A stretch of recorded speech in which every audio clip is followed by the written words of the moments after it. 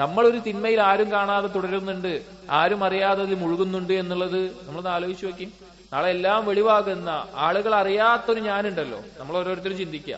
ആളുകളുടെ മുമ്പിൽ നമ്മൾ പല രീതിയിലായിരിക്കും.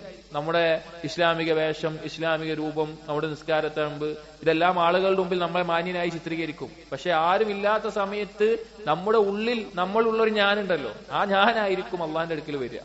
ആ നമ്മളെയാണ് അള്ളാഹു നാളെ വിചാരണ ചെയ്യുക. അതുകൊണ്ട് നമ്മൾ തിന്മകളുടെ അപകടങ്ങളെ ചിന്തിക്കുകയും അതിന്റെ അനന്തരഫലങ്ങളെ കുറിച്ച് ആലോചിക്കുകയും ബസീറത്തുള്ളവരുമാവുക, ഉൾക്കാഴ്ചയുള്ളവരാവുക. എന്നിട്ട് ക്ഷമിക്കുക. ദുനിയാവ് കുറച്ചുള്ളൂ, എപ്പോ വേണമെങ്കിലും നമ്മൾ മരിച്ചു പോകാം. ആ നിമിഷം വരെ ഒന്ന് പിടിച്ചു നിന്ന് കഴിഞ്ഞാല് നമുക്ക് ലഭിക്കാൻ പോകുന്നത് മഹത്തായ സുഖസൗകര്യങ്ങളുള്ള സ്വർഗ്ഗമാണ്. ദുനിയാവിന്റെ മേലെ കുറച്ചൊന്ന് ക്ഷമിച്ചാൽ നമുക്ക് വിജയിക്കാം. ആ ക്ഷമ പോലും കാണിക്കാൻ നമുക്ക് പറ്റുന്നില്ല എങ്കിൽ വലിയ നഷ്ടമാണ് നമുക്കുണ്ടാവുക.